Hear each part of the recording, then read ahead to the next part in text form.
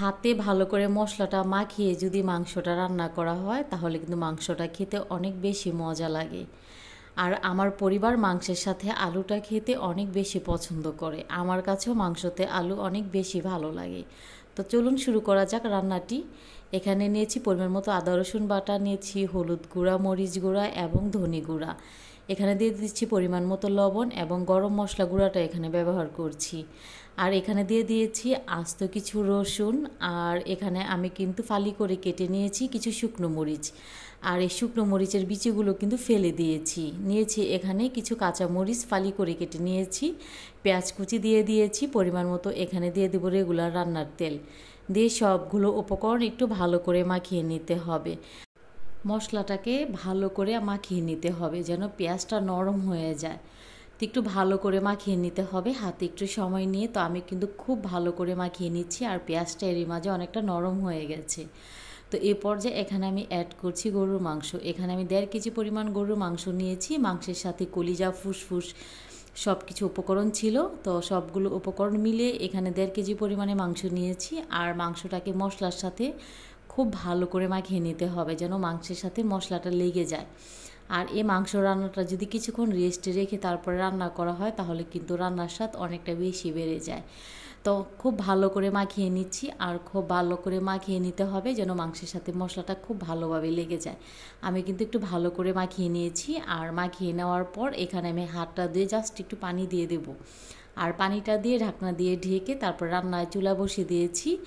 আর এখানে আমি 5 minute high হিটে রান্না করেছি। আর হাই হিটে 5 মিনিট রান্না করার পর এখন আমি চুলার আঁচ মিডিয়াম হাই হিটে করে রেখে দিয়েছি। আর রেখে দিয়ে নাড়াচাড়া করে নিচ্ছি। আর নাড়াচাড়া করে নেওয়ার পর এই মাংস থেকে কিন্তু অনেকটা পানি উঠে আসবে।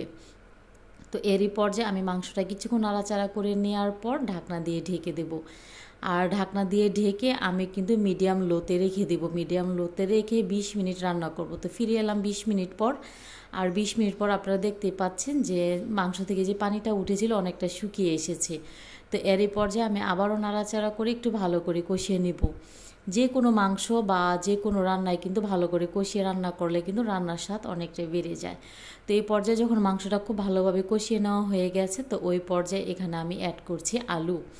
আর মাংস রান্নায় আলুটা কিন্তু খেতে অনেক বেশি ভালো লাগে। যখন আমি মাংস রান্না করি আমার পরিবারের সবাই খাওয়ার সময় আলুটা খোঁজে, খেতে এতটাই পছন্দ করে। আমার কাছেও অনেক বেশি ভালো লাগে মাংসতে আলু। তাই মাংসতে আমার প্রায় আলুটা দিয়ে রান্না করতে হয়।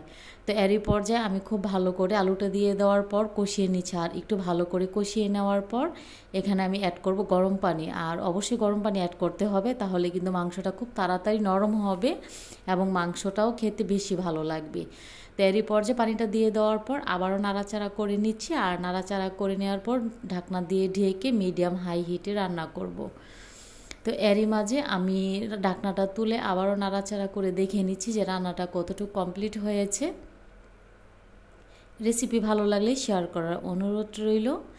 আর এখানে আমি নাড়াচাড়া করে নেওয়ার পর একটা আলু আমি ভেঙে দেখছি যে আলুটা কতটা পরিমাণ সিদ্ধ হয়েছে। তো দেখতে পাচ্ছেন আলুটা খুব ভালোভাবে সিদ্ধ হয়ে গেছে। তো এরই পর্যায়ে ঢাকনা দিয়ে ঢেকে আবারও কিছুক্ষণ রান্না করে নেব। আর কিছুক্ষণ রান্না করে নিয়ে লবণটা টেস্ট করেছি, লবণ সম্পূর্ণ ঠিক আছে। তো এরই পর্যায়ে আমার রান্নাটা কমপ্লিট হয়ে গেছে। তো চুলার আঁচ অফ করে দিয়েছি। আর অফ করে দিয়ে এখানে লাস্ট পর্যায়ে আমি টালা জিরে গুঁড়োটা ব্যবহার করব। এতক্ষণ সাথে থাকার জন্য সবাইকে অনেক অনেক ধন্যবাদ জানাচ্ছি। আল্লাহ হাফিজ।